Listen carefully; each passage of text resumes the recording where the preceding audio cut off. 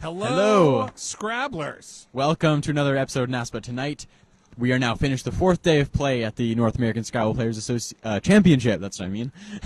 And we're coming to you live from the floor of the North American Scrabble Championship. Oh, I'm Josh Greenway. I'm Hannah Lieberman. I am Jackson Smylie. And tonight, rather than have one feature guest, rather than have a couple of guests, we've got a cavalcade of Scrabble stars. So how are we going to deal with this, Jackson? So we have our trusty clock here coming all the way from table 17. And we're going to do 2 minutes per interview. And we're going to get about 10 different people on. They each get 2 minutes. That's about 2.5 questions or however many they can answer, however brief they are. And what we want to do is we want to make sure that our mics are on and that... Yes. Yeah, okay, they're working. All right. So, how are we going to get started? Who's going to go first? I think we need an orderly line of people who want to be on the show. Yeah, you guys can't see it, but we have this big crowd of people. They're pounding on the glass. They're trying to get in. It's crazy. And then we're going to rotate hosts and guests, right? Some of my guests have data to update, so... Okay.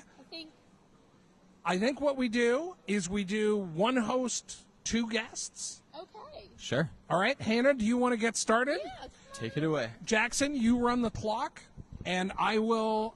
We also have to do a standings update, which I'm organizing.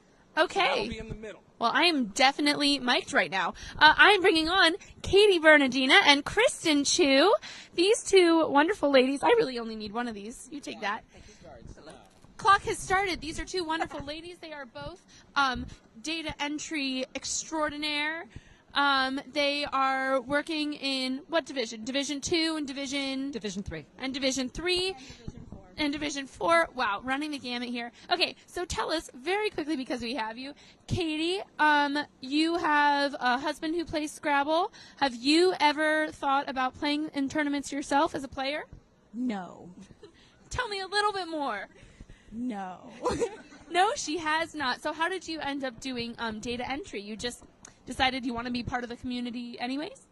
So he and I have very different ideas of how he got started in Scrabble. My version is that I needed him out of the house.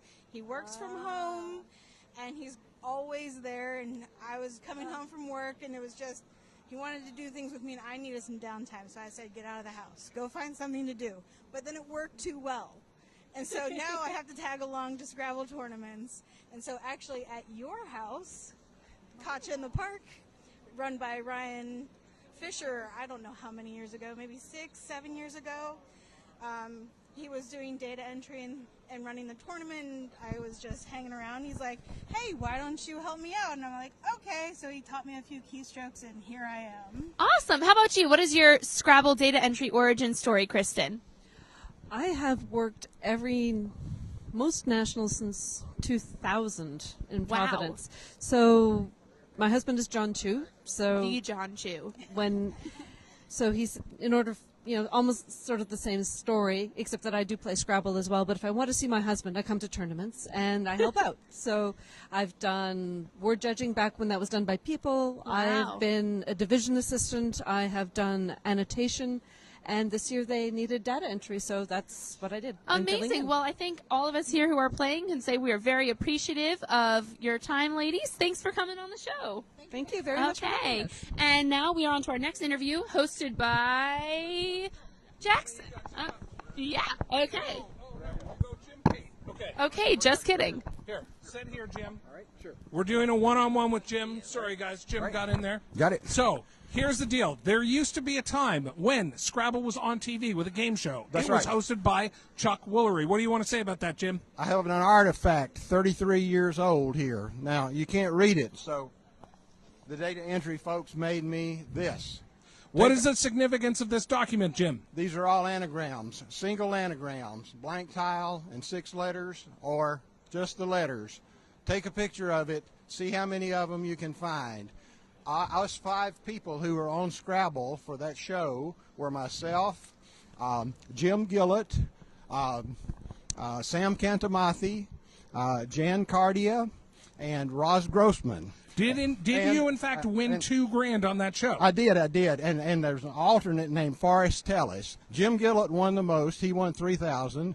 I won $2,000. The others got parting gifts, but we all got to be on the show, and it was a great experience. Can you believe that there was a time when Scrabble was on TV as a game show? Right. And where are we now? Where's our game show now? That's what I want to know, Jim. Right here. Oh, yeah, NASPA Tonight. That's it. That is it. Do you give us a 30-second warning, Jackson? 50 seconds. Oh, good. So, Jim, Yes. here's the deal. You've been involved with NASPA for a long time. Yes. You help run Division 1, is that correct? I'm the assistant to the director in division, and I've done that several times. I've also Yes. been on the dictionary committee as its chair for a while, and no longer, but that was a very interesting experience as well. So I try to stay involved and enjoy playing from time to time as well. And you started in the 1970s. Give us an abridged version of how you got started. Like so many, I actually found a broken toy set at a toy store. Took it home with me to add to my Scrabble set. Sent away for the a membership, and the first newsletter that came told me about the first Mobile tournament. And then I didn't get to make it, but I'd made it the next year, and that got me started. And Beautiful. And now then 40 years later, That's you're right. right here on the floor. Absolutely. All right, that's Thank it for you. that speed interview. Who's coming in next? I'll be interviewing Ben Schoenbrun and Winter. Ben, do you want to get over here? So you can grab the mic. Welcome, you guys. So, first question over to Winter. How's your tournament going? What's your record? You know what? My record doesn't matter because I am just glad to be here. I thought I was going to have to drop out at the last minute. An aunt managed to help me out so I could get over here, and everything else is gravy. That's good. And are you going to be playing Collins after this? Or is that too much Scrabble for you? Am I going to be playing Collins after what? Like ever in my life? No, after this tournament. Like Niagara, I mean. No, I do Yeah. have to drop out of have to Niagara, do, okay, that's unfortunately, but maybe next year. So I'm going to go over to Benji for a second. Tell me, how is your tournament going? What is your record? My record is 18 wins, 10 losses. So I'm in 5th right now. This is actually the same record I had last year at this time. And how'd you end up last year? I ended up with 19 wins. I'm hoping. I even said yesterday I knew winning was going to be a huge stretch. I would have to go 9-1 or something the rest of the way, but I'm hoping for 20 wins.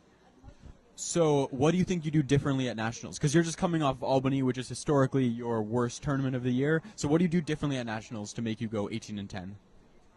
Draw better. But seriously, I've definitely been a lot more focused. I'm actually very, very, very proud of how I played this tournament, to be honest. I don't think I've ever focused this well and not gone on tilt. Didn't let my emotions get to me. I've just been pretty calm the whole time. I don't know if it's because I've had this cold that's been keeping me mellow, but yeah, I'm not as nervous as I was last year. I'm not as cocky as I was in 2013. So I think I finally found a good medium. That's great. I've always felt that you have the capability to do anything you want to in Scrabble. And now the focus is there. You are unstoppable. All right, so over to Winter.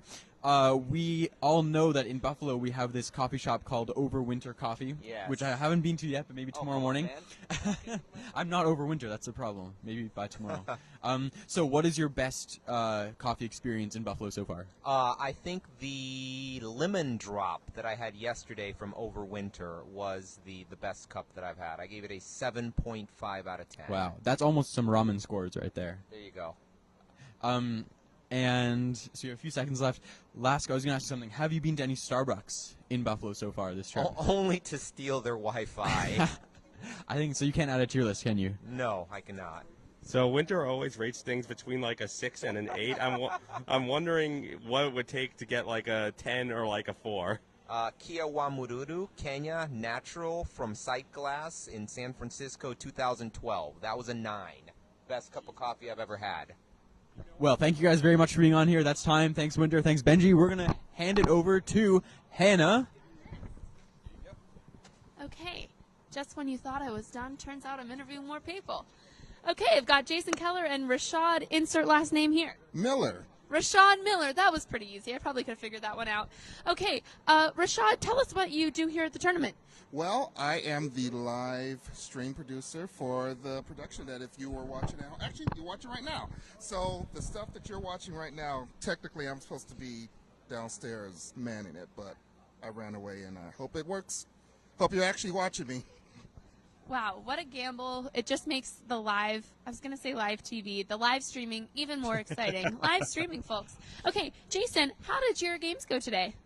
So I find myself in a position I never thought I'd be in. I am leading by a game. I've won 21 games. What? And this is the most games I've ever won in a tournament. My previous best was 19. It was at a nationals about 6 years ago and tied with a tournament that I won in Atlanta. So Okay, I am so just, you're like kicking butt and taking names is what I'm hearing. yeah, I'm I feel getting like lucky. I I'm got getting the exclusive opportunistic. Interview. Yeah. Okay, so what needs to happen tomorrow? You're up by a game. Well, I'm going to be happy whatever happens. I know that I'm guaranteed cash.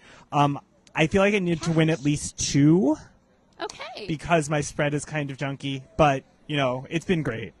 Okay, this is, wow, I feel like we really got on board with this hot interview here. Yeah. So Rashad, do you also play and you've just moved into this position of live streaming, or is live streaming like the thing for you? Well, I've kind of been doing live streaming for a while. I come from a Magic background, so Magic the game. yeah, Magic the Gathering. So I play Magic and I do a lot of streaming for them. I've actually been doing a lot of Magic streaming for about 6 years. And I was actually at a tournament where Ori Swift was also at, and he was playing Magic. And he was like, you know what? Scrabble should have this live streaming too. And I was like, okay, well, I'm usually free during Mondays, Tuesdays, and Wednesdays, so I'll come in and do some Magic streaming. I mean, some Scrabble streaming. To answer your question about playing, I did download the app and I started playing, and this was like after I think it was this one, this Reno, and the competitive bug kind of got into me. I didn't then go to tournaments, but I played a lot of Scrabble, on my phone, and then it started taking up a lot of my free time, so I uninstalled Scrabble. Ooh, we've all been there. Candy Crush for this girl. Okay, Jason, last question goes to you. Mm-hmm. Let's say, knock on wood, you win the whole thing. What's the first thing you're going to do? Probably curl up in a ball next to table 1 and cry. I was going to say, go to Disney World.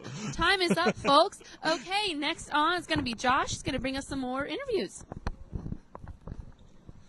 All right, everybody, you may have noticed that Mike Gincel, the one, the only, the stats guru, is not able to make it tonight. I have found a suitable replacement to bring all the standings and all the sass that you want. John Chu, where are we going to start? What division? We're going to start with Division 4. And we count, I'm trying to think, I think we count top down, and we do top 3 of each division. I had not been watching your show at all, so I have no idea what you do. I'm impressed that we're live here, and I'm trying to channel Mike Gincel, but I have no idea how to do that. Just make Golden Girls reference. Whoa, that's even harder. Thank you. Okay. Let's dive right into the results. I'm looking both at the auto commentary, which I have a robot write for me at the end of each round. Yes. I don't have to read it like a robot, and I'm also looking at the standings.